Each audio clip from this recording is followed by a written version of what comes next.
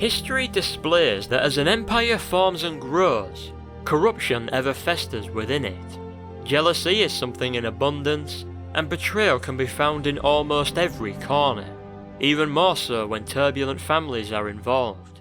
Some say that the greatest challenge for an empire comes when facing an opponent of equal power, but others argue that the real challenge for an empire is facing its very own stability, a challenge that the once mighty Septim Empire faced on more than a few occasions.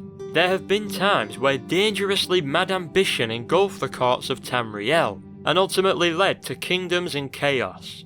One such time, a time where brothers would fight a sister, a time where people of influence were dropping like flies, was the period in which the daughter of Pelagius Septim II ruled the great city of Solitude in Skyrim. She was and is known by many as the infamous Wolf Queen of Solitude. Her name? Potema Septim.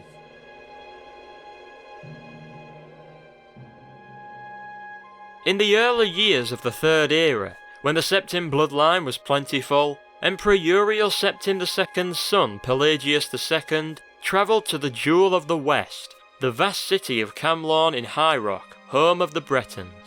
It is said he travelled there to woo the daughter of Camlorn's King Volstead, the Princess Quintilla, who is stated to have been one of the most beautiful princesses in Tamriel. She was also apparently a gifted sorceress. However, upon the prince's arrival, it became apparent that the city-state was under threat from a great demon werewolf. Instead of a period of courtship, Pelagius and Quintilla set out together to defeat the werewolf and save the kingdom. The beast proved to be no match for Pelagius' sword and Quintilla's magic. Together they slew the beast, and in doing so, the princess was able to trap its soul in a soul gem. Little did they know that soul gem would possibly play a part in aiding one of Tamriel's most evil and dangerous figures in the years to come. Following this victory, Pelagius had the gem crafted into a ring and presented it to Quintilla, alongside a request for marriage, to which the princess accepted. The soul of the wolf remained with the couple for many years, and soon after the pair tied the bonds of matrimony, they had their first child. Though not Pelagius' first, as before he met the Princess of Camlorn, he had a son, Antiochus, with an unknown wife who passed away sometime before 3E63. It should be noted that there are differences in a couple of accounts regarding Princess Quintilla's name. The biography of the Wolf Queen states Quintilla is actually Kizara, whereas the 8-volume Wolf Queen series labels her as Quintilla. Regardless of her true name, she was the wife of Pelagius II, and 4 years on, they became mother and father to Potema Septim.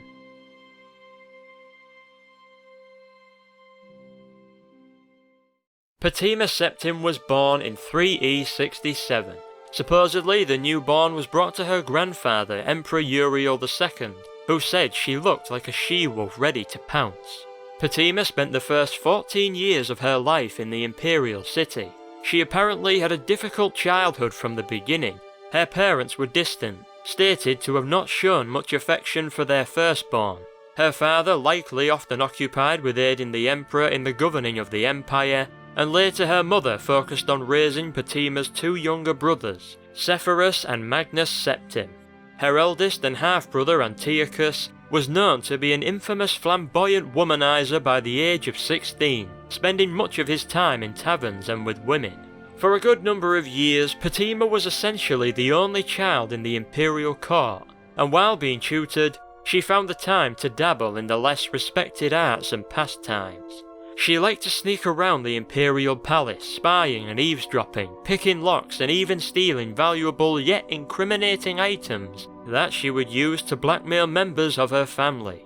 Antiochus is said to have owned a stash of Khajiit pornography that the young princess used to extort a diamond brooch out of her elder brother. It seems that from an early age, Potema was gifted in the more illegitimate actions. By the 80th year of the Third Era, the Imperial Empire was struggling as Emperor Uriel II's rule was not a decent one. The history books call his rule one that was cursed with blights, plagues and insurrections. Uriel II was known as a kind and gentle ruler, but unfortunately, these traits alone are not particularly useful for ruling. Though these traits he inherited from his father Uriel I, he never inherited his father's firmness. Under the rule of Uriel II, justice was quite absent in the empire. He was also lacking in financial management, and by this time, the Ruby Throne attained a substantial debt. One of those the empire was indebted to was King Mantiarco of Solitude, a grand city in the northwest region of Skyrim.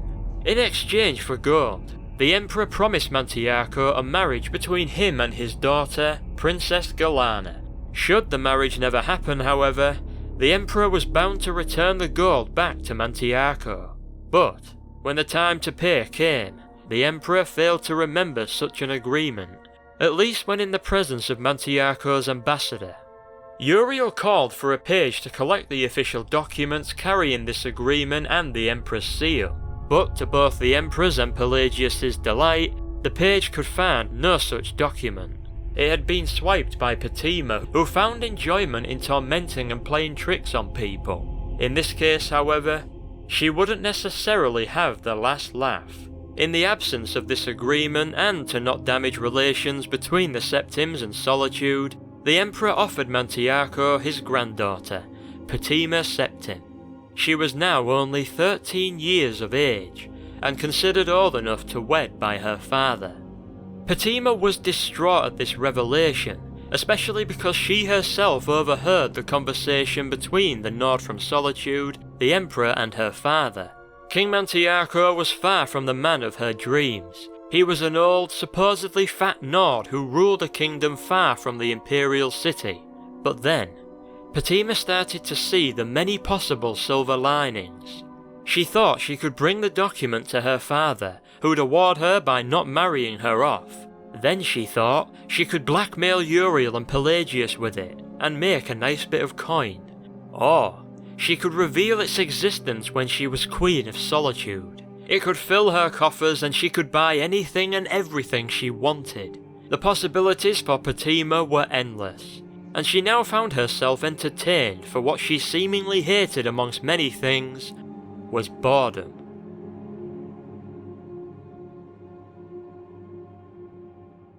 One year later in 3E81, Potema Septim and King Mantiarco were married.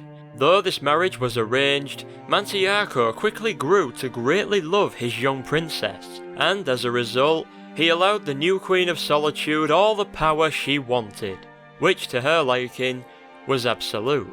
Although she was wife to the King of Solitude, Potema apparently and believably faced much opposition from the old Nordic houses. She was viewed as an outsider.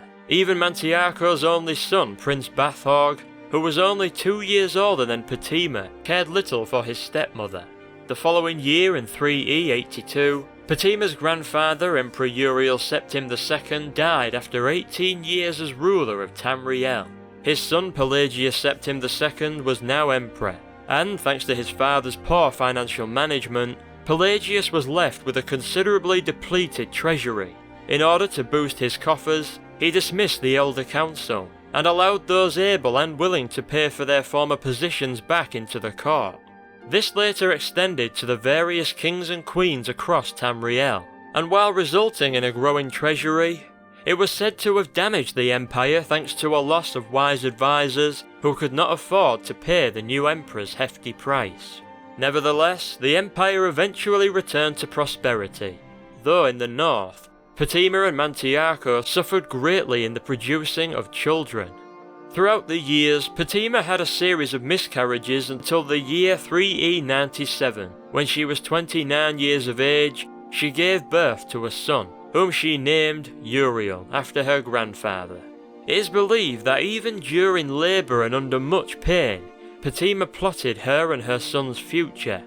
Over the years, she supposedly gained the trust of a Lord Vulcan, who in 3E97 was temporarily made war chief, thanks to rumours of treason circulating the country in regards to the previous war chief Lord Thorn. Some believe that in order for Potema's son to be named Mantiarco's heir instead of Bathorg, The Queen and Lord Vulcan plotted together, and Potema planted fake evidence of adultery between Mantiarco's former queen Amadetha and Lord Thorn. Mantiarco found the evidence in question, and quickly ruled out Bathorg as his own son, stripping him of his titles and banishing him from the kingdom. Regardless of how much of this is indeed true, the King of Solitude made Uriel his new heir, but Queen Potema had much bigger ambitions for her son, or rather herself, for it could be said that even though she may have loved the child, he was a means to an end, the Ruby Throne, and the empire that came with it.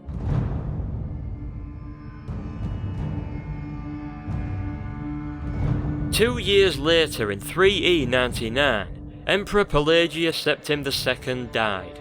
Some say he passed on peacefully, many others say he was poisoned by a former council member seeking revenge.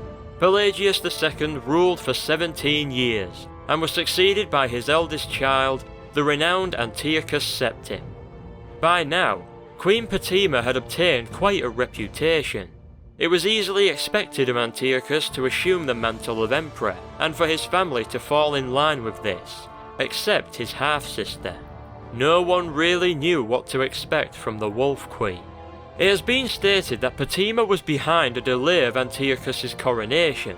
Supposedly, her mother Quintilla believed her daughter to be behind this sabotage.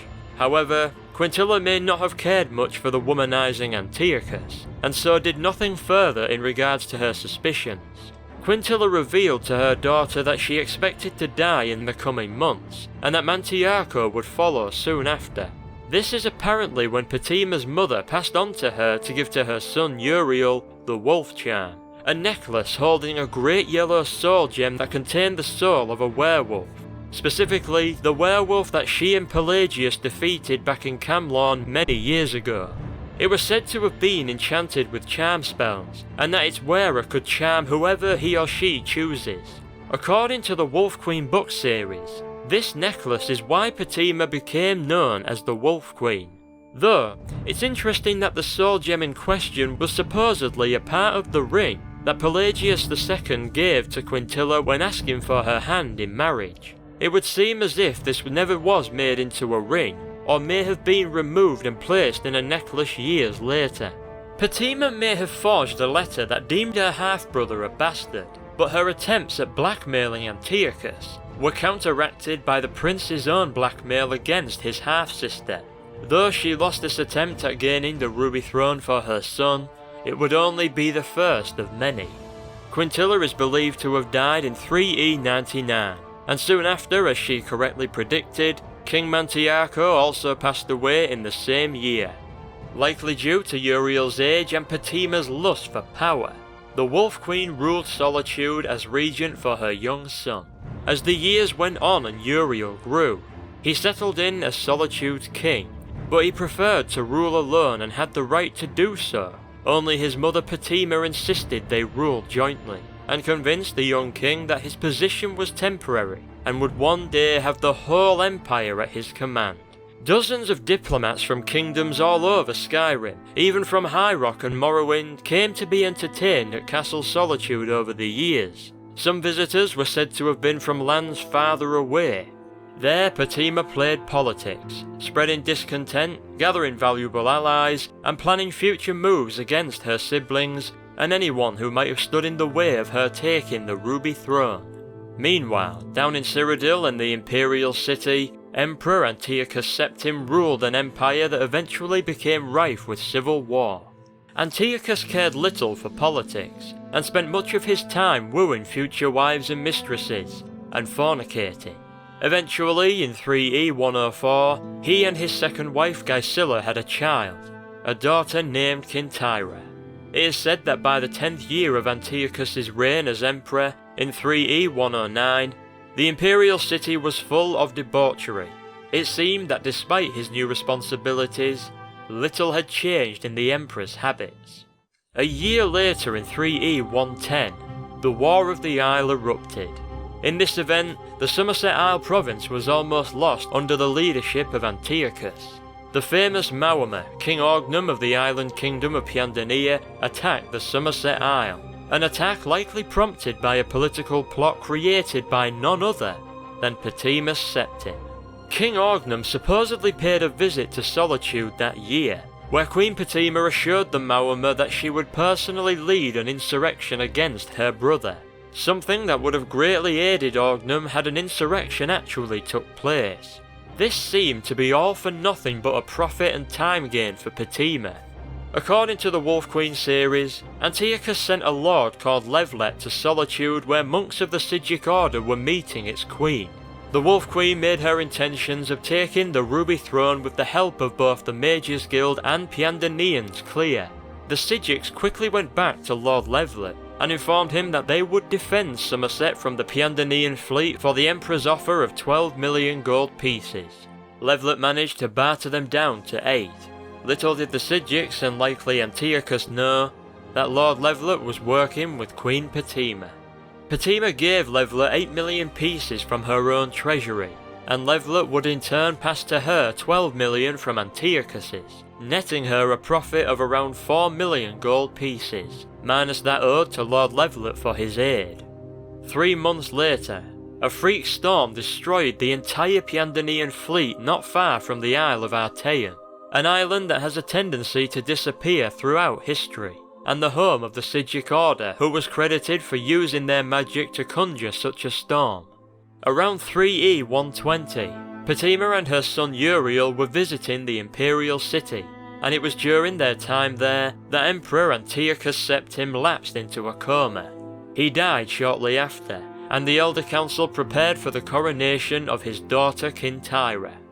Potema's presence in the imperial city around the time of Antiochus's death aroused suspicion, and many continue to this day to contemplate the possibility of Potema murdering her half-brother.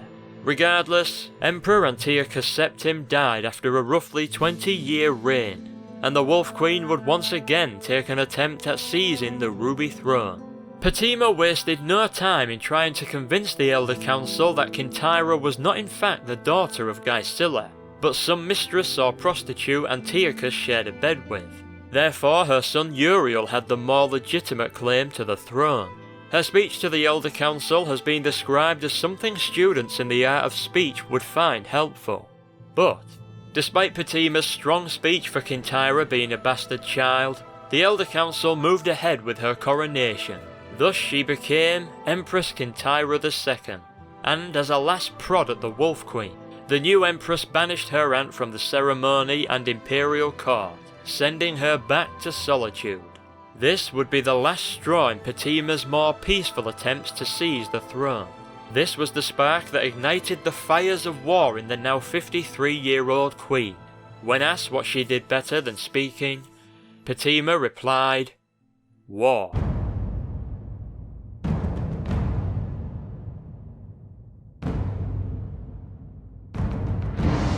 Upon Potema's return to Solitude, she began assembling her forces for the upcoming rebellion, which would become known as the War of the Red Diamond. The Wolf Queen and her son Uriel called on all their allies they obtained over the years, various kings, queens, nobles and other powerful figures dissatisfied with the current state of affairs in the Empire. With the help of his mother, Uriel coordinated 3 attacks on the Empire. These initial steps were highly successful, and almost everywhere the rebellion touched, it incited riots and even insurrections. The War of the Red Diamond tore the Empire apart, and would cause the Empress Kintyra's reign to be short indeed. The first major attack is reported to have been in the Iliac Bay region between High Rock and Hammerfell in 3E 121. The Duke of Glenpoint sent word to Kintyra for aid against Potema's forces that she herself led. Kintyra led her army to the Duke, eager to see her aunt's head on a spike. Only Potema's fear and gold seemed to be a much stronger case for loyalty to her. The Duke had supposedly betrayed the Empress, which allowed the Wolf Queen's army to massacre the Empress's own forces through assassination alone. No battle is said to have happened there. Kintyra became her aunt's prisoner at either Glenpoint Castle or Glenmorrow, and there the Empress remained for an unknown number of years, or perhaps months. Potema Septim II was executed in her cell sometime between 3E 121 and 125. There has been some controversy in accounts relating to the exact date of the Empress's mysterious death. Some say it was shortly after her imprisonment, others that she was kept hostage until the Empire eventually regained control of Western High Rock in 3E 125.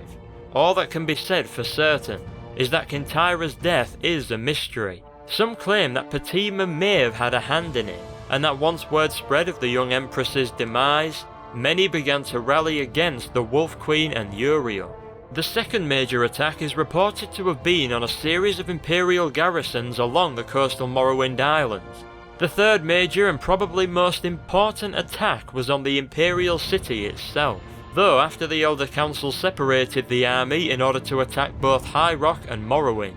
King Uriel led the assault on the city, and seemed to easily take it after only a fortnight of resistance.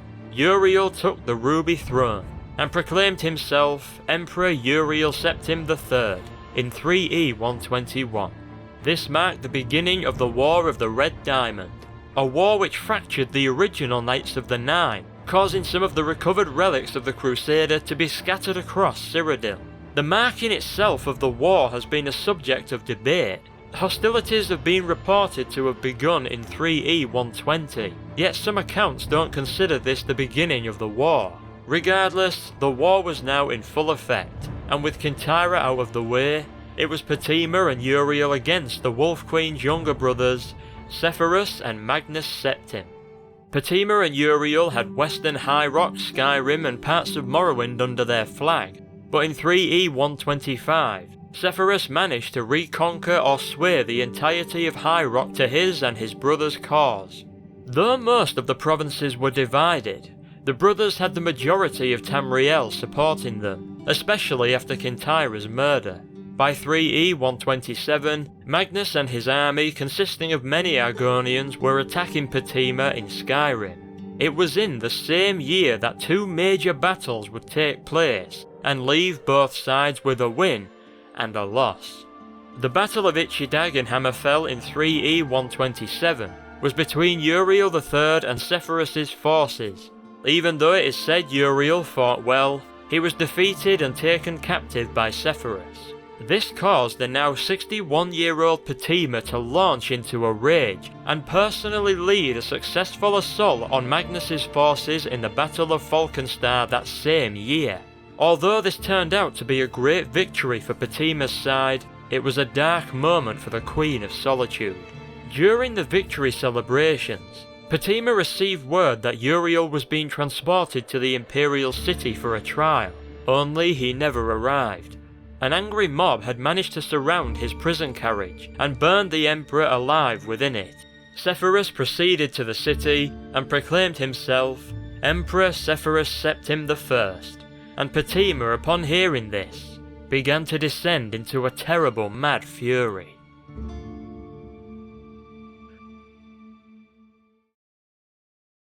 With Uriel III's death came an end to the War of the Red Diamond, but only formally. Troops once loyal to Potema and her son abandoned the ambitious queen and offered their services to Sepphoris.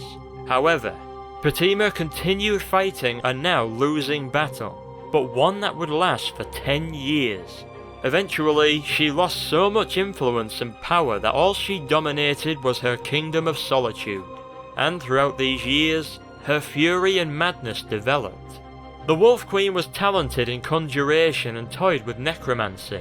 She summoned various Daedra and raised the dead to attack her brother's empire, inflicting as much damage as possible for the remainder of her days.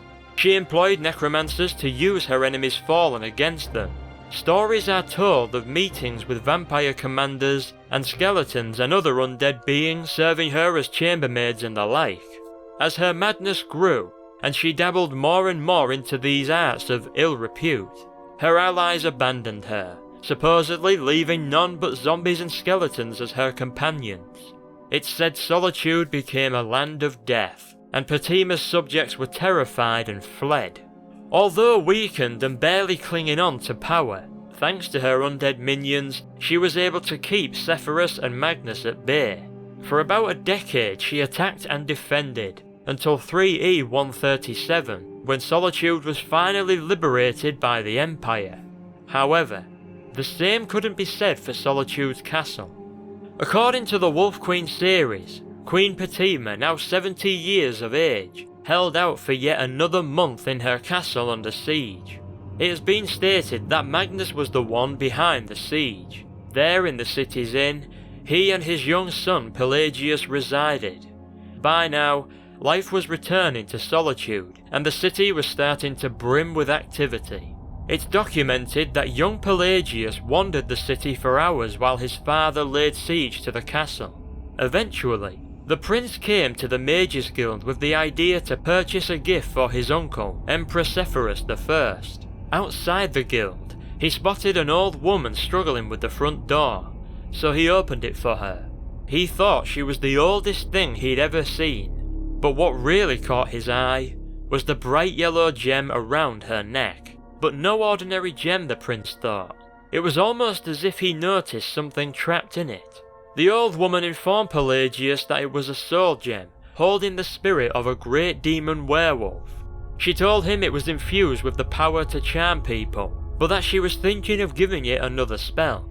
The old woman faintly recognized Pelagius, and asked him his name, to which the young prince replied, Pelagius, not revealing his royal title. He revealed that his father was with the army laying siege to the nearby castle, and that he was buying a gift for his uncle, yet wasn't sure he had enough money.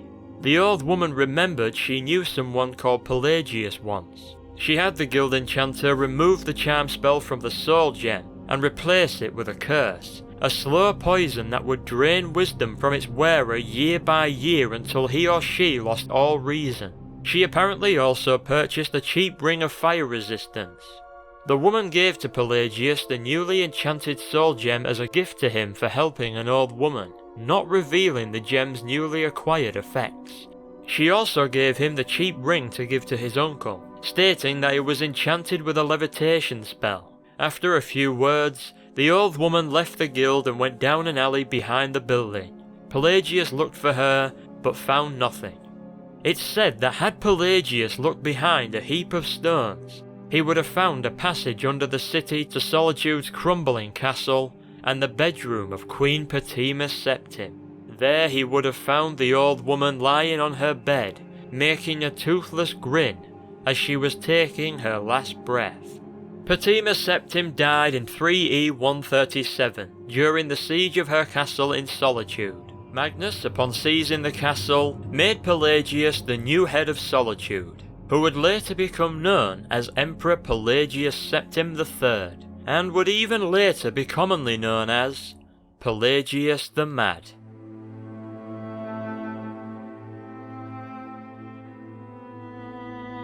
Although Potema Septim died in 3E137, it wasn't the end of her story.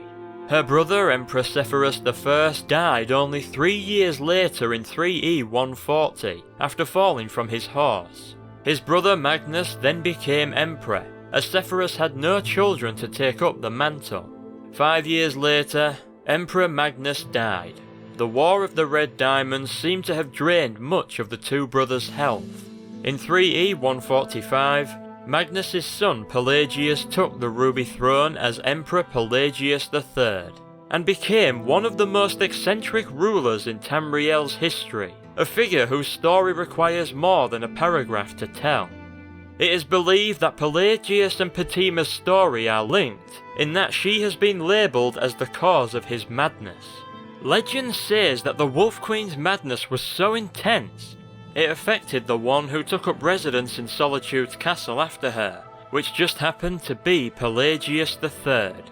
However, it is disputed that his madness came not from the castle, but the wolf charm Potema passed on to him when he was but a young prince wandering the streets of Solitude.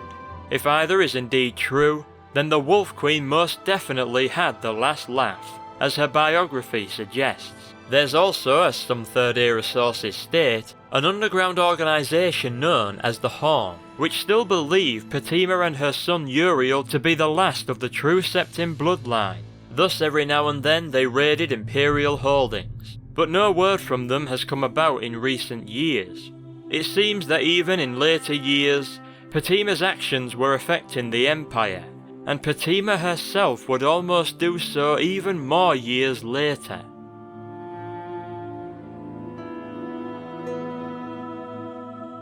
Hundreds of years had passed by before word of Potema outside of stories and accounts was heard once again.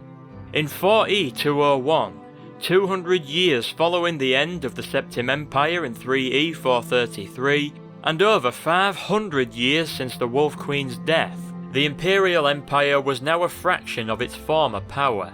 The Third Aldmeri Dominion had control of over half of Tamriel, including what the Empire had, and as a result of the White Gold Concordat, a treaty signed between the two powers, the province of Skyrim was torn apart in a civil war.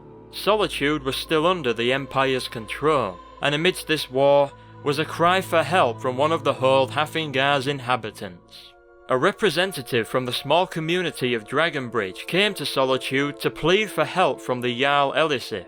The rep wanted the court to investigate a place known as Wolf Skull Cave, as there were rumours and strange lights associated with the cavern. Wolf Skull, even hundreds of years later, had a bad reputation, as according to Jarl Elisif's steward Folk Firebeard, it was the place Potema Septim carried out her necromantic rituals. However, all that happened was that the court sent more soldiers to patrol Dragonbridge. That is, until the moment an adventurer entered the court and was asked to investigate Wolf Skull Cave. The adventurer was none other than the last Dragonborn. When the last Dragonborn investigated the cave, they found not a great deal to worry about, save for some necromancers which were dispatched quickly. Though, when the Dragonborn proceeded further down into the cavern's reaches, they discovered something far worse than a few necromancers. Atop a buried stronghold's tower was a group of necromancers attempting to summon the Wolf Queen back from the dead. The Wolf Queen spoke out for the necromancers to summon her, but they were also attempting to bind her soul, something they failed to do, either because of the Dragonborn interrupting the ritual or Potema's spirit being far too strong. After the ritual was interrupted and Wolf Skull Cave was clear of necromancers, the Dragonborn and Solitude Court believed them to be unsuccessful at summoning the Wolf Queen.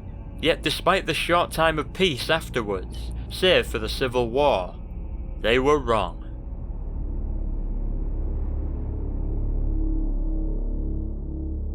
Although the necromancer's ritual was stopped, Potema's spirit managed to break free and escape to the catacombs beneath Solitude, where she wasted no time in building up her undead forces, as well as guarding her remains as a hostile spectre.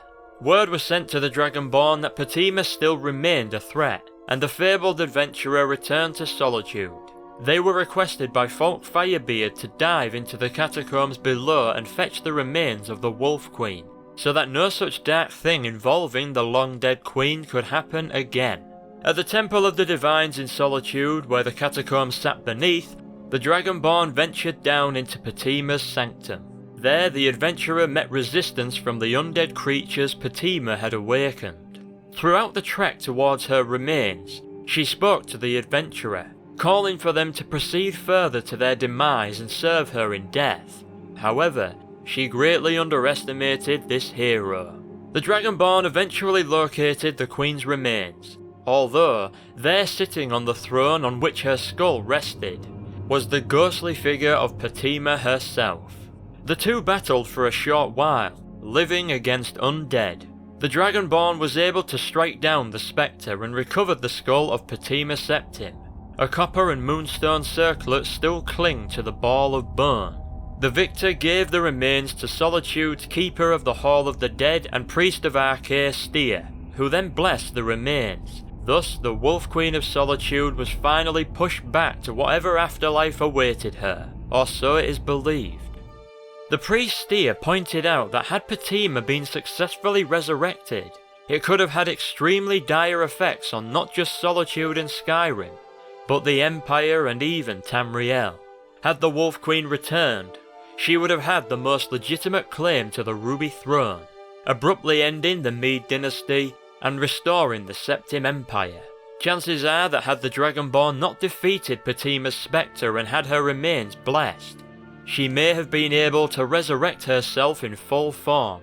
After all, she supposedly did more than just dabble in necromancy. Not a pretty picture even those against the Empire would be in favour of. An empire under the rule of a long-dead evil conjurer, necromancer, and dangerously ambitious queen. It is likely Potema Septim will finally reside forevermore in death, history, and the books and stories where she now belongs. Though in the case of dark magic, it's not hard to believe that almost anything's possible. Regardless, the Wolf Queen certainly had a long-lasting effect on Skyrim and possibly the whole of Tamriel. Her story is not only one to make clear how far family rivalries can go, but one that unfortunately inspires dangerous ambition, and likely inspires those willing to partake in necromancy to push themselves, because even though in the end the Wolf Queen failed to achieve her ultimate goal, she lived a fairly long life and became one of the most powerful women in Tamriel's history, and achieved something many strive to gain: undeniable fame, regardless of it being good or ill.